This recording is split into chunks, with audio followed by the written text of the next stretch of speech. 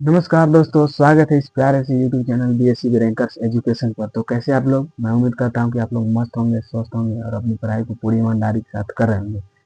तो चलिए हम लोग क्लास को स्टार्ट करते हैं। क्लास को स्टार्ट करते हैं। पार्ट 2 हो गया था। पार्ट 1 और 2। पार्ट 1 में क्या था? पार्ट पार्ट 1 में इंट्रोडक्शन था। क्या था? इंट्रोडक्शन डक्शन। और पार्ट 2 में देखे थे चैप्टर में पढ़े थे। और पार्ट 1 में इंट्रोडक्शन था। तो पार्ट 1 में देख सकते थे इंट्रोडक्शन में एक बार रिवीजन कर लेते हैं। क्या कर लेते हैं? रिवीजन रिवीजन कर लेते हैं। प्रकाश का परावर्तन है और चैप्टर 1 है। पार्ट 3 आज होने वाला है। पार्ट 2 तक हो गया है। तो पार्ट 3 फर्स्ट बार देखे थे एक विज्ञान क्या है। तो विज्ञान एक सावधानी पूर्वक और क्रमबद्ध तरीके से किए गए प्रयोगों और परीक्षणों से प्राप्त ज्ञान को हम विज्ञान कहते हैं। क्या कहते हैं? प्राप्त ज्ञान सावधानी पूर्वक और क्रमबद्ध तरीके से, क्रम बाय क्रम में यानी स्टेप बाय स्टेप क्रमबद्ध तरीके से किए गए प्रयोग यानी प्रयोगों और परीक्षण कर कर प्राप्त ज्ञान को विज्ञान कहते हैं। क्या कहते हैं? विज्ञान कहते हैं। उसके बाद देखे थे कि विज्ञान कौन सा शब्द से बना है। तो विज्ञान सिंटिया शब्द से बना है। सिंटिया का सिंटिया लैटिन भाषा का शब्द है। सिंटिया क्या है? लैटिन भाषा का शब्द है। क्या है? लैटिन भाषा का शब्द है। सिंटिया लैटिन भाषा का शब्द है। और विज्ञान को अरबी में इल्म कहते हैं। क्या कहते हैं? इल्म कहते हैं। ये देखे थे। और फिर देखे थे कि भौतिकी क्या है। भौतिकी विज्ञान की वह शाखा है जिसके अंतर्गत हम प्रकृति और प्राकृतिक घटनाओं का अध्ययन करते हैं। क्या करते हैं? प्रकृति और प्राकृतिक घटनाओं का अध्ययन करते हैं। और नेक्स्ट में देखे थे कि उसके बाद देखे थे कि प्रकाश क्या है। प्रकाश एक प्रकार की ऊर्जा है। वह प्रकाश वह कारक है यानी फैक्टर है जिसकी सहायता से हम किसी वस्तु को देख पाते हैं। किसी वस्तु को अगर मान लीजिए हमको आप देख रहे हैं तो किसकी कमाल है? प्रकाश की कमाल है जो आप हमको देख रहे हैं।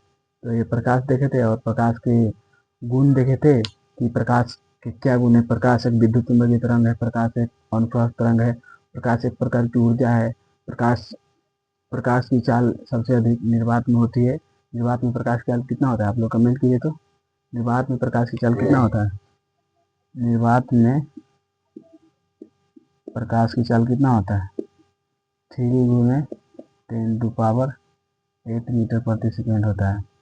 निर्वात में 3 × 10⁸ मीटर प्रति सेकेंड होता है। क्या इसी को बोल सकते हैं? 3 × 10⁸ किलोमीटर प्रति सेकेंड।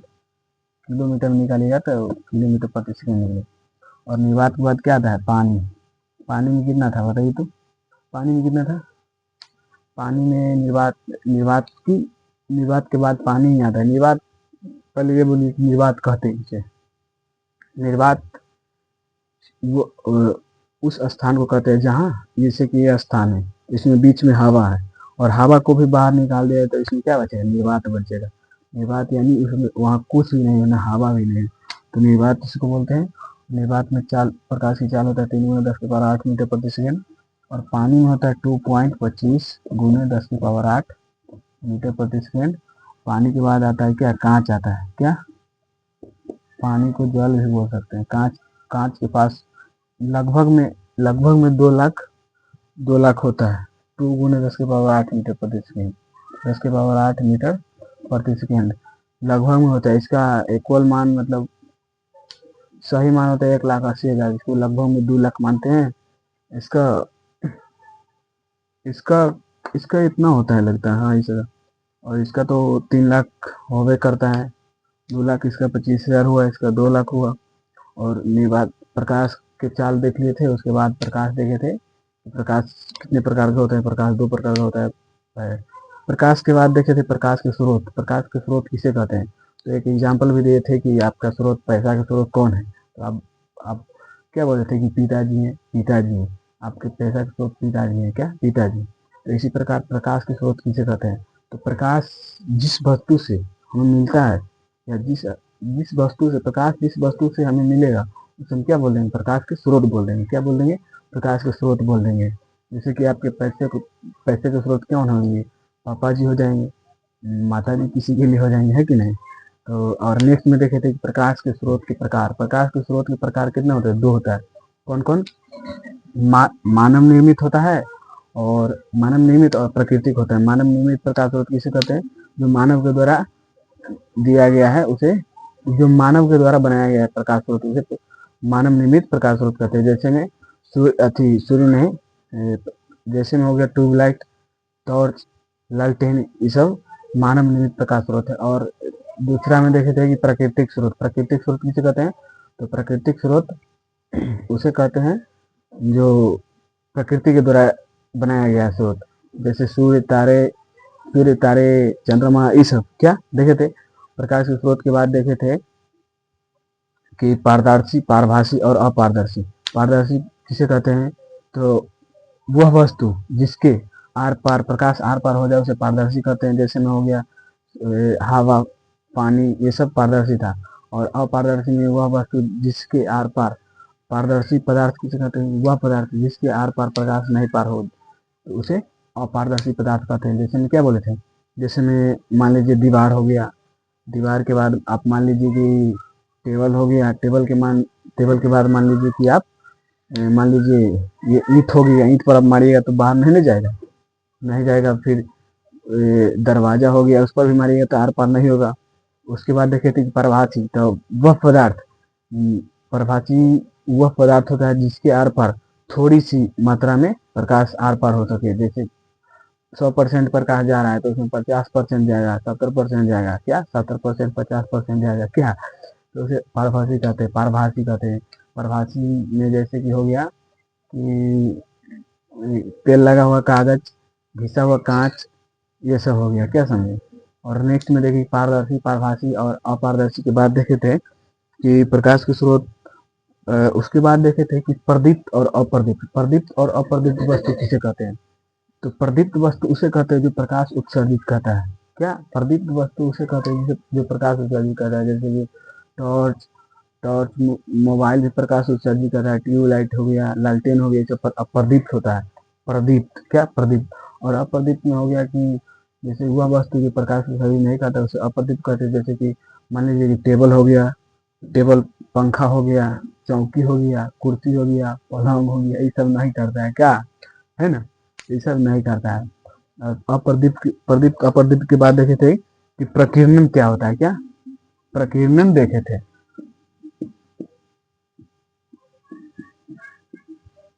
प्रकीर्णन क्या होता है? तो प्रकीर्णन में देखे थे कि जब प्रकाश की किरणें वायुमंडल से हवा के कण, धूल कण, जल के कण पर पड़ते हुए और उस कण पर पड़कर, और उस कण पर पड़कर, उस कण पर पड़कर, उस, जैसे कि आप मान लीजिए कि प्रकाश की, जब प्रकाश की सूक्ष्म कण, जब जैसे कि प्रकाश की आया फिर से प्रकाश के कण सब हुआ, और प्रकाश के कण वायुमंडल में सूक्ष्म कण जैसे हवा, वायु के कण, धूल कण, जल कण, ये सब पर पड़ेगा तो अवशोषित कर लेगा। क्या? अवशोषित कर लेगा। अपने आप में 100% रहेगा तो क्या बोले थे कि 10% अवशोषित कर लेगा और 90% को छितरा देगा। क्या कर लेगा? छितरा देगा। अवशोषित कर उसे चारों ओर विकृत कर देते हैं। क्या कर देते हैं? जैसे कि प्रकाश की सूक्ष्म कण, प्रकाश की जब किरणें ऊपर सूर्य से आती है तो धूल कण, वायु के कण, जल कण, इस सब पड़ती है तो उसके बाद अवशोषित कर लेती है। कुछ अवशोषित कर और उसे चारों ओर छितरा देती है। क्या? अवशोषित यानी 10% अवशोषित कर लेगा, 10% अवशोषित कर लेगा और 90% को अपने चारों ओर छितरा देगा। उसे क्या कहते हैं? प्रकीर्णन कहते हैं। क्या? प्रकीर्णन कहते हैं। और नेक्स्ट में देखे थे कि प्रकाश की किरणें क्या होता है। तो प्रकाश की किरण देखे थे कि एक सरल रेखा पर चलने वाली किरण को प्रकाश की किरण कहते हैं। क्या? जैसे कि सरल रेखा है तो उसे इस पर किरण चलेगा तो उसे क्या कहते हैं? प्रकाश की किरण कहते हैं। और उसके बाद देखे थे कि किरण पुंज क्या होता है या प्रकाश पुंज क्या होता है। उस पर क्वेश्चन भी आप लोगों को बनवाए थे कि प्रकाश पुंज जिसे कहते हैं, प्रकाश किरणों के समूह को या प्रकाश के समूह को प्रकाश पुंज कहते हैं। प्रकाश पुंज कितना होता है? आप लोग कमेंट कीजिए तो प्रकाश पुंज कितना होता है? प्रकाश पुंज कितना होता है? 3 होता है। कितना? 3 होता है। प्रकाश पुंज कितना होता है? 3। पहला प्रकाश पुंज हो गया कि अभिसारी किरण पुंज, वह किरण पुंज जो एक बिंदु पर आकर अभिसारित होती है यानी मिलती हो, वह प्रकाश, वह अभिसारी किरण पुंज कहलाती है। और अपसारी किरण पुंज दूसरी में देखे थे कि वे किरण पुंज जो एक बिंदु से निकलकर आगे फैलती चली जाती है, यानी छितरा जाती है, पूरा एकदम छितरा जाती है, उसे अपसारी किरण पुंज कहते हैं। और समांतर किरण पुंज किसे कहते हैं? तो समांतर किरण पुंज उसे कहते हैं जो एक दूसरे के समांतर हो, एक दूसरे के समांतर हो। क्या? एक दूसरे के समांतर हो, एक दूसरे के समांतर हो। नेक्स्ट में देखे थे अभिसारी के बाद देखे थे, 1 मिनट रुक जाए आप लोग।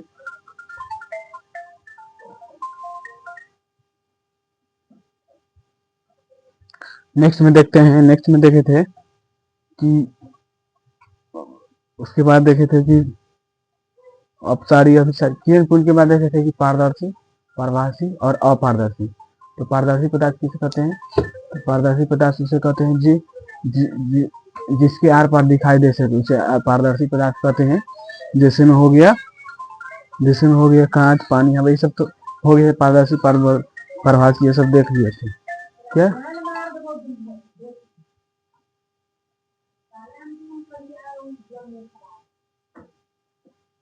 ये सब हम लोग देख लिए थे।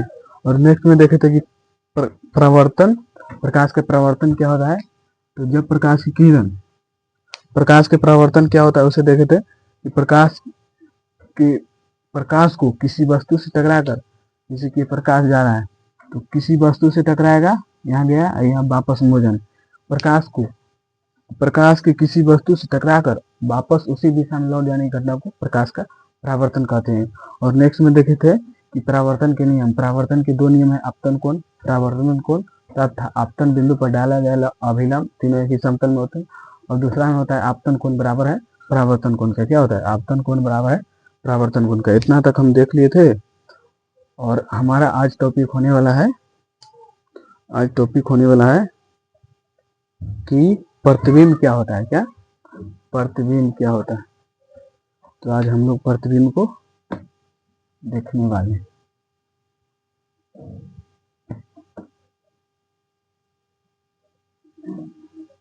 चलिए प्रतिबिंब को हम लोग आज की क्लास में स्टार्ट करते हैं। प्रतिबिंब कहते किसे? हमारा आज टॉपिक क्या है? प्रतिबिंब।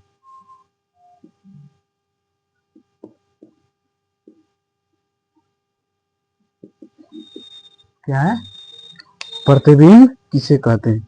तो प्रतिबिंब का सिंपल परिभाषा क्या है? सिंपल परिभाषा है किसी बिंदु वस्तु से, किसी बिंदु स्रोत से आती हुई प्रकाश की किरणें परावर्तन या अपवर्तन के बाद जिस बिंदु पर मिलती है या कटती हुई प्रतीत होती है, उसे उस बिंदु का प्रतिबिंब कहते हैं। क्या कहते हैं? उस बिंदु स्रोत का प्रतिबिंब कहते हैं। सिंपल परिभाषा लिखा हुआ है किसी बिंदु स्रोत से आती प्रकाश की किरणें दर्पण से परावर्तन के बाद जिस बिंदु पर मिलती है या मिलती हुई प्रतीत होती है, उसे उस बिंदु का वस्तु का उस बिंदु स्रोत का प्रतिबिंब कहते हैं। क्या कहते हैं? प्रतिबिंब कहते हैं। इसका सिंपल परिभाषा है किसी बिंदु स्रोत से आती प्रकाश की किरणें, सिंपल परिभाषा लिखेंगे,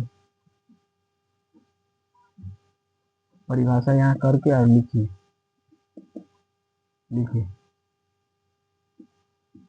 किसी बिंदु स्रोत से आती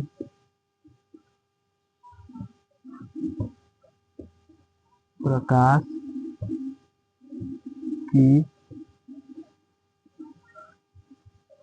किरणें दर्पण में, किसी बिंदु स्रोत से आती प्रकाश की किरणें दर्पण से परावर्तन के बाद,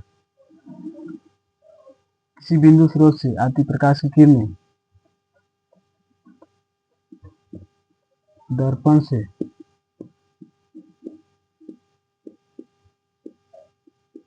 परावर्तन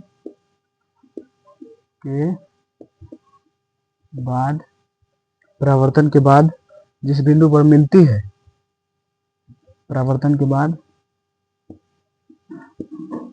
जिस बिंदु पर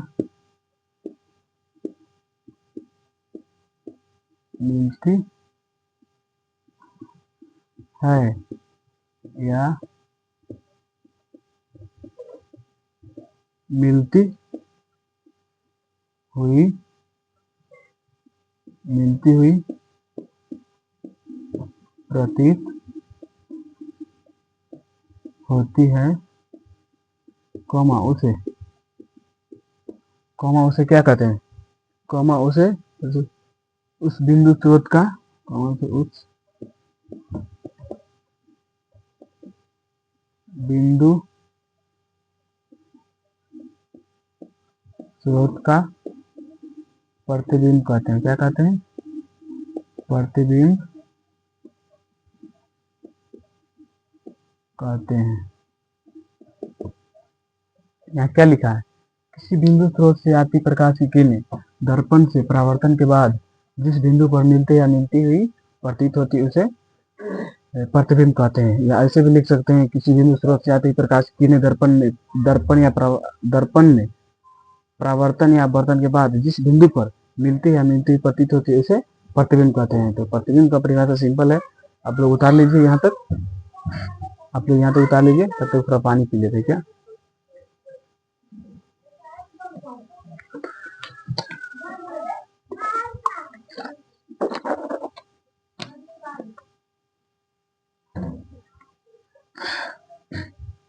आप लोग उतार लिए? ठीक है, तो आगे नेक्स्ट चलते हैं।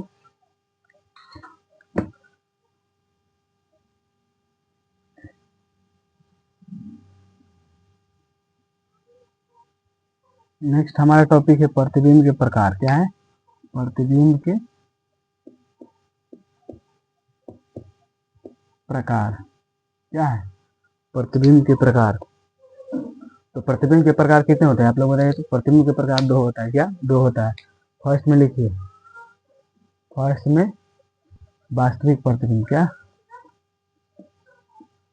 वास्तविक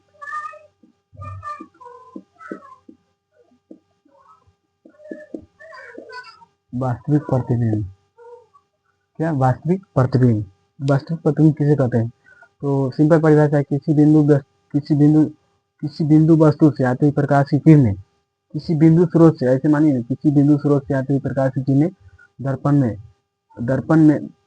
दर्पण से परावर्तन या अपवर्तन के बाद जिस बिंदु पर वास्तविक में मिलती है उसे उस बिंदु स्रोत का वास्तविक प्रतिबिंब कहा जाता है। क्या? वास्तविक प्रतिबिंब कहा जाता है। तो सिंपल परिभाषा है, देखिए, किसी बिंदु वस्तु से किसी बिंदु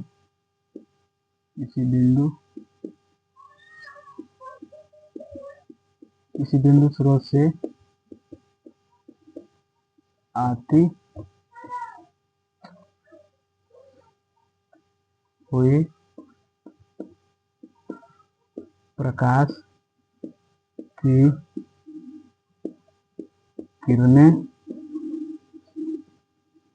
दर्पण या, देखिए, किसी बिंदु स्रोत से आती हुई प्रकाश की किरणें दर्पण से परावर्तन या अपवर्तन के बाद जिस बिंदु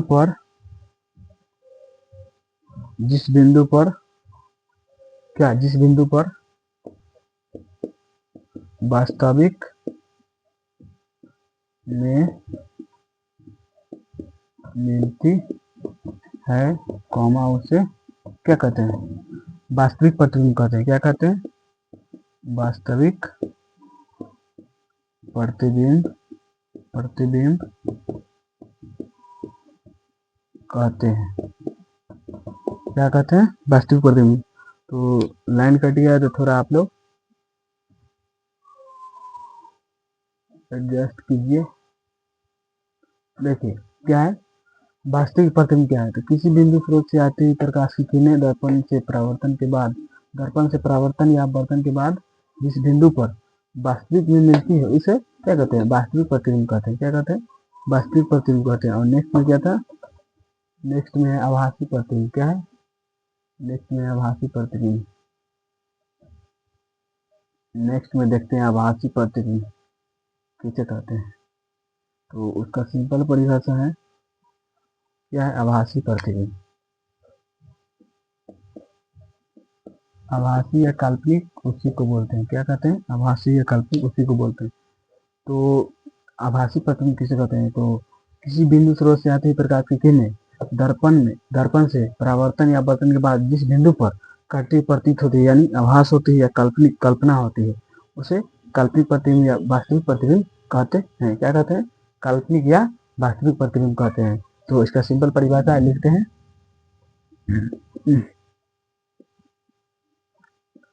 किसी बिंदु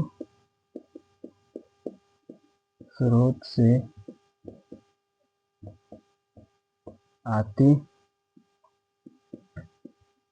हुई प्रकाश की किरणें दर्पण से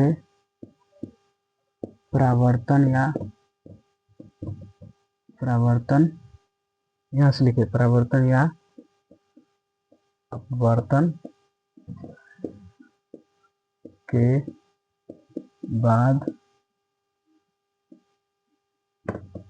के बाद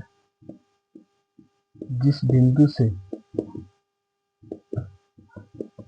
वास्तविक यानी जिस बिंदु से किसी बिंदु स्रोत से आती हुई प्रकाश किरणें दर्पण से परावर्तन या अपवर्तन के बाद जिस बिंदु पर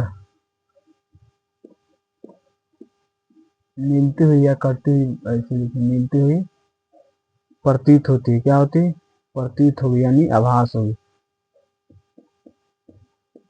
होती है, कौमा उसे क्या कहते हैं, आभासी प्रतिबिंब कहते हैं। क्या कहते हैं, आभासी प्रतिबिंब कहते हैं। क्या कहते हैं, आभासी प्रतिबिंब। तो आभासी प्रतिबिंब का सिंपल परिभाषा है कि किसी बिंदु स्रोत से आती हुई प्रकाश की किरणें दर्पण से परावर्तन या अपवर्तन के बाद जिस बिंदु पर काटती हुई प्रतीत होती है या मिलती हुई प्रतीत होती है, उसे आभासी प्रतिबिंब या काल्पनिक प्रतिबिंब कहते हैं। क्या, काल्पनिक प्रतिबिंब कहते हैं। तो आज लाइन कट गया अभी वर्तमान में, तो लाइन को देखते हुए आप लोग कहेंगे तो क्लास को स्टार्ट ही रहने देंगे, अन्यथा बंद कर देंगे। आप लोग कमेंट कीजिए कि क्लास को चालू करते रहें, रेगुलर किया जाए या लाइन का इंतजार किया जाए। आप लोग कमेंट लिखते हैं।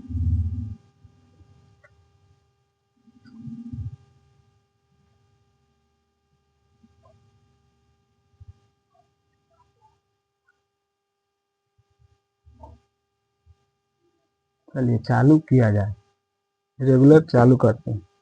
ठीक है, आप लोग कह दिए तो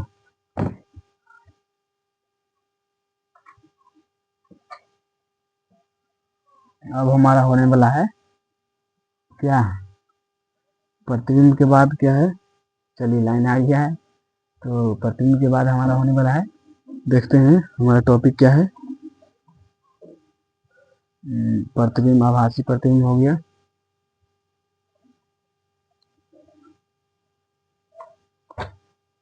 और वास्तविक प्रतिबिंब के बारे में लिख लेते हैं। पहला वास्तविक प्रतिबिंब के नीचे लिख दीजिए, वास्तविक प्रतिबिंब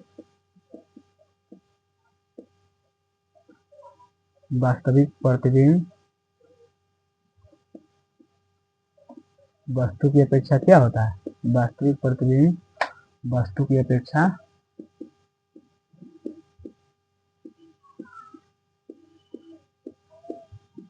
क्या होता है, उल्टा होता है, उल्टा होता है। क्या होता है, उल्टा। और दूसरा में क्या है कि काल्पनिक प्रतिबिंब वस्तु की अपेक्षा सीधा होता है। क्या, काल्पनिक प्रतिबिंब वस्तु की अपेक्षा क्या होता है, काल्पनिक प्रतिबिंब वस्तु की अपेक्षा सीधा होता है। कल्पना हम कैसे क्या करते हैं, ट्रिक है इसका, काल्पनिक प्रतिबिंब कैसा होता है, सीधा होता है। इसका एक ट्रिक है, अभी बताते हैं आपको। होता है क्या, वस्तु प्रतिबिंब वस्तु की अपेक्षा सीधा होता है। काल्पनिक प्रतिबिंब, काल्पनिक कल्पना हम क्या करते हैं, सीधा करते हैं। क्या कल्पना हम सीधा करते हैं, क्या क्या कैसे करते हैं, सीधा। तो काल्पनिक प्रतिबिंब वस्तु की अपेक्षा सीधा होता है। और समतल दर्पण द्वारा प्रतिबिंब का बनना, हमारा टॉपिक क्या है, समतल दर्पण द्वारा प्रतिबिंब का बनना हमारा टॉपिक है। इसको मिटाते हैं।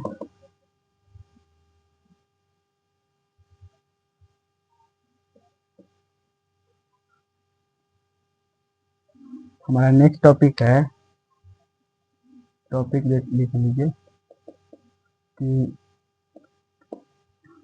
समतल समतल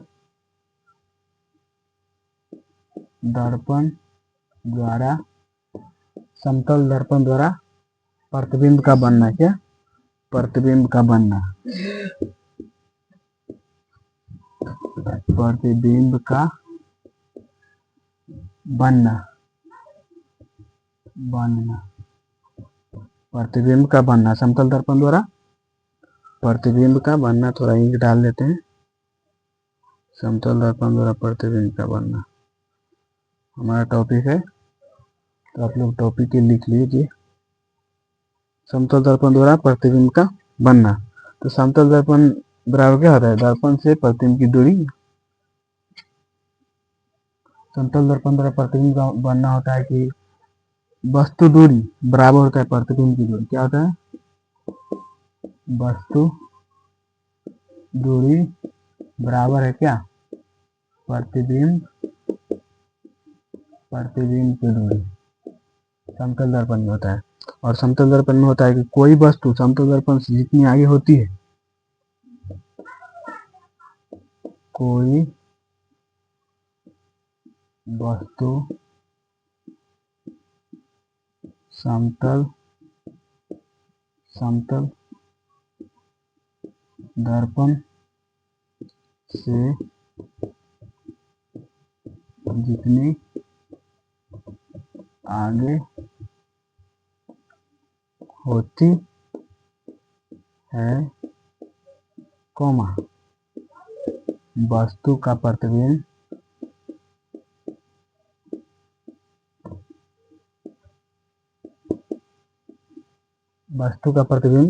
यहाँ क्या लगे, वस्तु दूरी बराबर प्रतिबिंब दूरी होता है। तो कोई वस्तु समतल दर्पण से जितनी आगे होती है, वस्तु का प्रतिबिंब दर्पण से उतना ही पीछे बनता है। क्या बनता है, वस्तु का प्रतिबिंब दर्पण से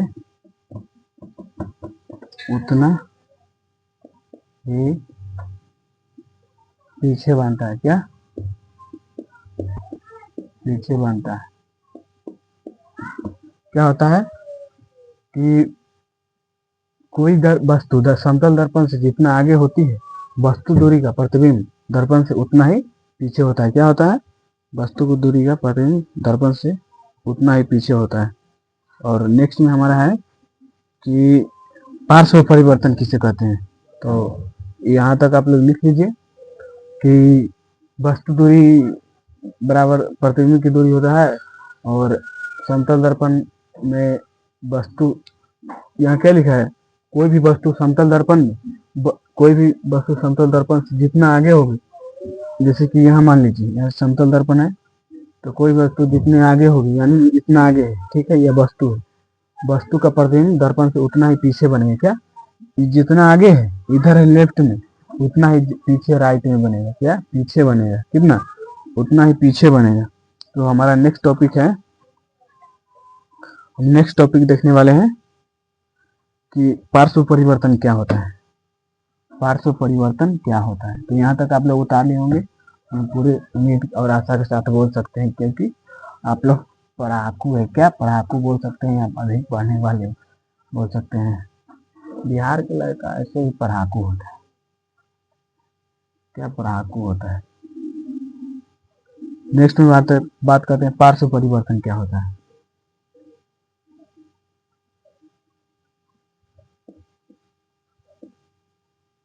पार्श्व परिवर्तन। तो टॉपिक लिखिए, टॉपिक क्या है? पार्श्व परिवर्तन। पार्श्व परिवर्तन क्या है? जब हम अपने ही प्रतिबिंब को दर्पण में देखते हैं तो पाते हैं कि, यहाँ लिखा है कि जब हम अपने ही प्रतिबिंब को दर्पण में देखते हैं तो पाते हैं कि वह हर तरह से हमारे ही समान है, परंतु ध्यान से देखने पर एक अंतर का पता चलता है। यदि हम अपना दाहिना हाथ उठाते हैं तो लगता है कि प्रतिबिंब का बायां हाथ उठ रहा है। दो शब्द में, वस्तु का दाहिनी भाग समतल दर्पण वस्तु का बायां भाग तथा वस्तु का बायां भाग प्रतिबिंब का दाहिना भाग दिखाई देता है। ये बोल रहा है कि पार्श्व परिवर्तन हम उसे कहते हैं, जैसे कि आप लोग आईना में देखिएगा तो ये हाथ उठाइएगा ना, तो ये हाथ उठाइएगा तो आपको लगेगा कि ये हाथ उठ रहा है क्या। आप लोग फोटो वोटो खींचेगा, खाना वाना खाइएगा, तो पार्श्व परिवर्तन में ये बोल रहा है वो कि आप लोग जैसे कि मान लीजिए कि ये हाथ हम उठाते हैं और फोटो में खींच रहे हैं। मान लीजिए कि हमारा राइट हैंड में मोबाइल है और सामने दर्पण है, तो उसको फोटो खींचेंगे तो हमको फोटो में देखेंगे तो लग रहा है कि लेफ्ट साइड में हमारा मोबाइल है और राइट साइड में हमारा खाली हाथ है। तो और खाना भी खाते हैं तो फोटो वोटो खींचा जाता है, तो उसको लगता है फोटो में कि ये लेफ्टी है, जो लेफ्टी से खाना खा रहा है। तो यही बोल रहा है पार्श्व परिवर्तन, कि जब हम पार्श्व परिवर्तन में कोई भी फोटो खींच रहा है, ठीक है, कोई भी फोटो खींच रहा है, आप राइट हैंड से खा रहे हैं, राइट हैंड से खा रहे हैं और आपको लगेगा कि हम लेफ्टी से खा रहे हैं, फोटो में देखिएगा तो क्या लेफ्टी से खा रहे हैं। तो यही पार्श्व परिवर्तन होता है कि जब दर्पण में, इसका डेफिनेशन ऐसे समझा देते हैं कि आप लोग लिख लीजिएगा कि जब मान लीजिए कि हम खाना खा रहे हैं, आप लोग समझ गए होंगे, फिर भी समझाते हैं कि खाना खा रहे हैं तो आप लोग को कभी देखिएगा कि या आईने में आप लोग केस झाड़ते हैं तो वहां देखिएगा कि राइट हैंड से आप लोग झाड़िएगा तो लग रहा है कि लेफ्ट हैंड से जा रहे हैं, क्या लेफ्ट हैंड से जा रहे हैं, तो लेफ्ट हैंड से जा रहे हैं। और यही बोल रहा है पार्श्व परिवर्तन, क्या आप लोग समझ गए होंगे, पार्श्व परिवर्तन यही बोल रहा है। और नेक्स्ट में हमारा नेक्स्ट में क्या है? समतल दर्पण द्वारा बने प्रतिबिंब की विशेषता। समतल दर्पण द्वारा बने प्रतिबिंब की विशेषता। समतल दर्पण द्वारा बने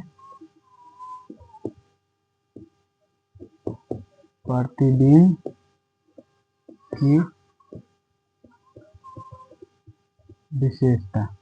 समतल दर्पण द्वारा बने प्रतिबिंब की विशेषता, क्या हमारा समतल दर्पण द्वारा बने प्रतिबिंब की विशेषता क्या है, हम लोग देखते हैं। हमारा लास्ट टॉपिक है, क्या है? ये लास्ट टॉपिक है। टाइम थोड़ा देख लेते हैं। हमारा लास्ट टॉपिक है ये। फर्स्ट में क्या है? समतल दर्पण द्वारा बने प्रतिबिंब की विशेषता में फर्स्ट में प्रतिबिंब दर्पण के पीछे बनता है। क्या आप लोग को पूछेगा एग्जाम में कि समतल दर्पण किसे कहते हैं, और समतल दर्पण तो अभी पढ़ाया नहीं है, नेक्स्ट इसके बाद है दर्पण क्या है, कौन दर्पण है, गोलीय दर्पण है, गोलीय दर्पण कितना प्रकार होता है, तो ये सब अभी नहीं पढ़े। तो समतल दर्पण पूछेगा समतल दर्पण क्या है, समतल दर्पण से बने प्रतिबिंब की विशेषता को लिखें। तो समतल दर्पण तो आप पढ़ा देंगे और यहाँ पहले प्रतिबिंब की विशेषता लिखिए। प्रतिबिंब दर्पण के पीछे बनता है, फर्स्ट में लिखिए प्रतिबिंब। वहां बोले थे ना कि वस्तु जितना आगे होगा उतना प्रतिबिंब पीछे रहेगा। प्रतिबिंब दर्पण के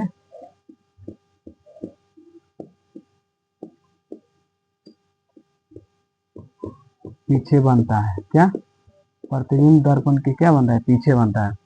और नेक्स्ट में बोल रहा है कि नेक्स्ट में है कि प्रतिबिंब का आकार, प्रतिबिंब का आकार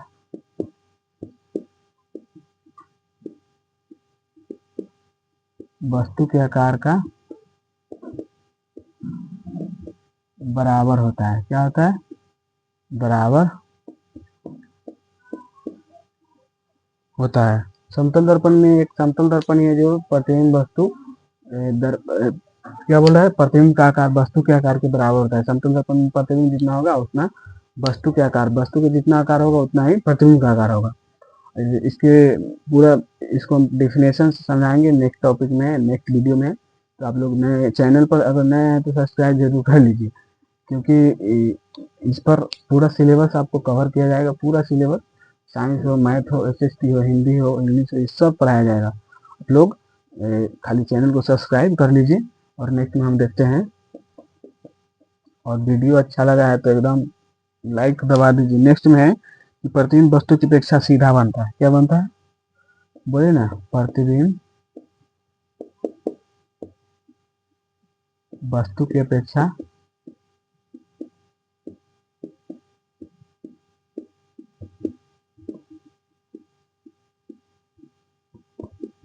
सीधा बनता है। क्या? प्रतिबिंब वस्तु की अपेक्षा क्या बनता है? सीधा बनता है। और नेक्स्ट में है कि प्रतिबिंब पार्श्विक रूप से उल्टा होता है। फोर में प्रतिबिंब पार्श्विक रूप से, क्या? पार्श्विक रूप से, क्या? प्रतिबिंब पार्श्विक रूप से उल्टा होता है, उल्टा होता है। तो चार को हम प्रतिबिंब का समतल दर्पण द्वारा पढ़े प्रतिबिंब की विशेषता लिख लिए। इतना चार आप लिख लिए तो काफी है, क्योंकि ये 5 नंबर में आता है। ऐसे समतल दर्पण में पूछेगा कि समतल दर्पण क्या है, समतल दर्पण का प्रतिबिंब लिखे, प्रतिबिंब का विशेषता लिखे, तो इतना में आपको 5 नंबर। और 2 नंबर में आएगा तो पूछेगा कि समतल दर्पण क्या है, और 1-2 को प्रतिबिंब लिख लीजिएगा तो हो जाएगा विशेषता। और आप लोग उतार लीजिए। तो नेक्स्ट देखते, नेक्स्ट में है हमारा यहीं तक क्लास होना था, और नेक्स्ट में देखते हैं कि पढ़ा देते हैं एक टॉपिक और। एक टॉपिक और है कि नहीं, चलिए छोड़िए, यहीं तक होते हैं, काहे थोड़ा काम भी है, और थोड़ा काम है, तो इसीलिए यहीं तक क्लास को एंड करते हैं। और आप लोग चैनल पर अगर नए जुड़े हैं तो चैनल को सब्सक्राइब जरूर कर लीजिए, सब्सक्राइब कर लीजिए, और वीडियो को लाइक जरूर कर दीजिए। और सब्सक्राइब इसलिए कीजिए क्योंकि अगर आप लोग 2000 मैट्रिक परीक्षा 2027 की तैयारी कर रहे हैं तो आप लोग को पूरा सिलेबस यहाँ मिलेगा, पूरा सिलेबस कवर किया जाएगा। ये इसमें समझ लीजिए ना कि अभी स्टार्ट हो गया है ना, तो अभी क्या है, मई है, मई, जून, जुलाई, अगस्त, सितंबर, अक्टूबर, नवंबर, दिसंबर, दिसंबर तक आपका कोर्स पूरा क्लियर हो जाएगा। एकदम फ्री, बिल्कुल फ्री में ऑल क्लास मिलेगा, एक एक चैप्टर, एक एक नोट्स भी आपको मिलेगा। चैनल पर व्हाट्सएप लिंक है, उस पर जुड़ जाइएगा और नोट्स भी आपको मिलेगा। और नेक्स्ट वीडियो हम लोग देखेंगे यहाँ से। पार्ट 3 था हमारा, पार्ट थ्री था प्रकाश का परावर्तन का। और इसका समझिए ना कि पार्ट 3 है ना, तो पार्ट 7 या 8 तक समाप्त हो जाएगा। 8 के बाद ऑब्जेक्टिव ले लेंगे, ऑब्जेक्टिव बाद सब्जेक्टिव, उसके बाद अब बर्तन होगा। क्या? अब बर्तन, क्या आप लोग बोलिएगा तो कौन सा चैप्टर स्टार्ट करना है परावर्तन के बाद? केमिस्ट्री स्टार्ट करेंगे या बायोलॉजी? तो आप लोग कमेंट में कर दीजिएगा कि कौन सा लाना है इसके बाद, परावर्तन के बाद। तो मिलते हैं नेक्स्ट वीडियो में, तब तक के लिए जय हिंद, जय भारत और जय बिहार। धन्यवाद।